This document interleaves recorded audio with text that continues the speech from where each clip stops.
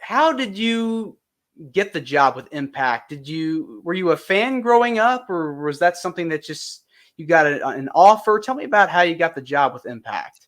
So I wasn't a fan growing up. I had never really watched professional wrestling. My family, my aunt had been a fan back when she was growing up in the 70s and 80s. But I was never a fan. And then when I graduated from the university, I had spoke to my athletic director at the time, and he said, "What do you want to do when you graduate?" And I didn't really know. I wanted to work in sports, entertainment, or music, and I didn't know what that was exactly. But I knew I wanted to live in Nashville. I love Nashville, Tennessee. It's got such a special place in my heart.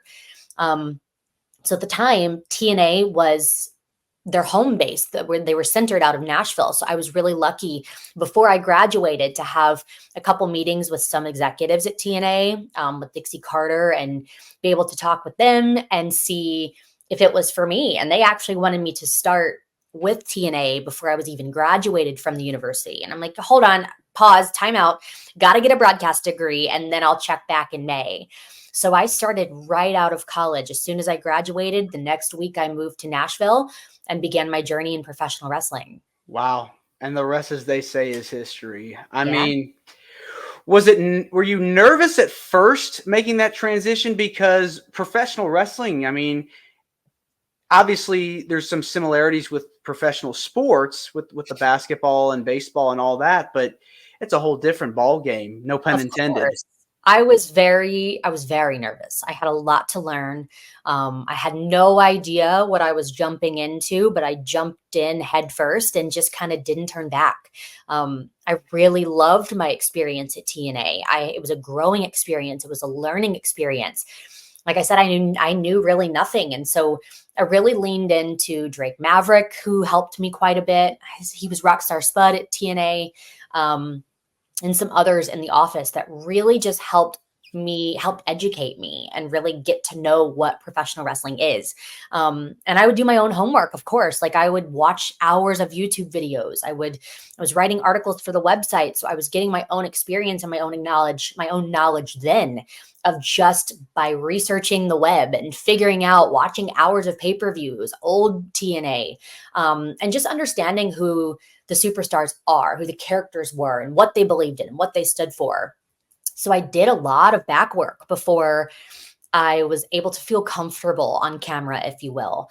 And it was also too just kind of a trial and error situation for me. I was on camera and doing live interviews and not really knowing what I'm even talking about in my early days, but knowing I'm going to get so much experience and gain so much from this. I remember doing a Facebook Live with Jeff Hardy. I had an old manager at the time at TNA that said, the only way you're going to learn is just getting out there and just trying it, just seeing what you can do. When the red light goes on, what can you do?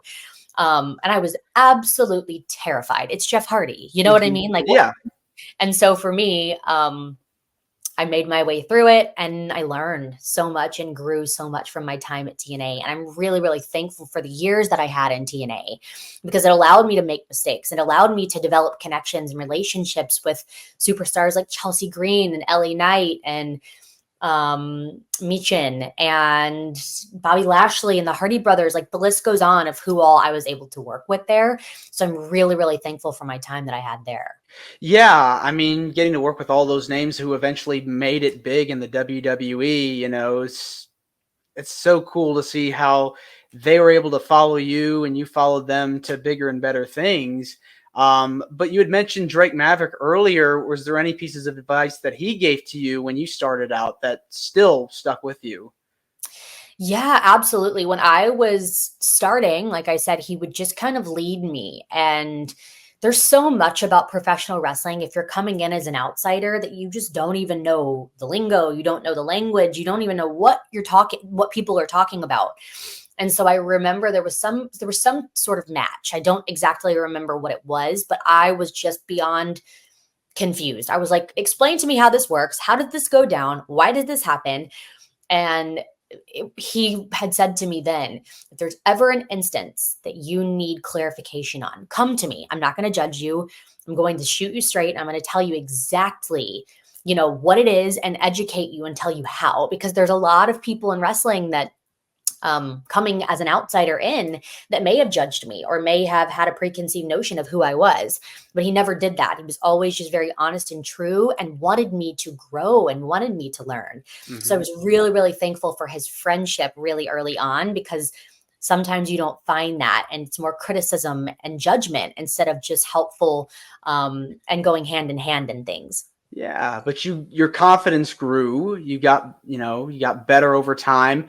And then now what happened exactly? Did you leave TNA on your own and then WWE called? What happened there? I did. I feel like a lot of times in life, one door has to close for another to open. I think that that's so true. And it sounds cliche, it does. But for me, once I was in TNA, I wanted to get to WWE. It was a dream of mine. I'd worked so hard to get to TNA and felt like I really understood the business and I understood kind of where I wanted to go with things.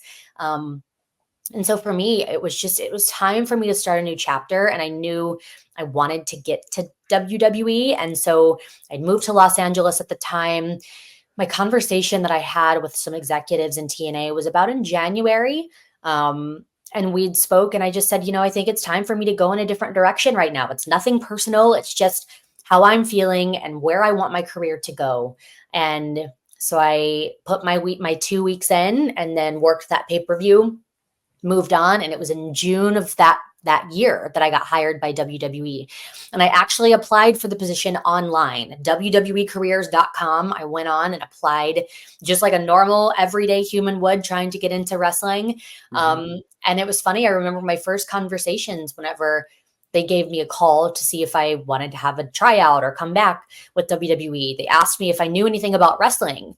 And I'm like, did you read my resume? I'd worked at TNA for 4 years. Of course, I know things about wrestling. I understand the business. I've Yeah. been on live television talking about professional wrestling, um, and so yeah, I was really.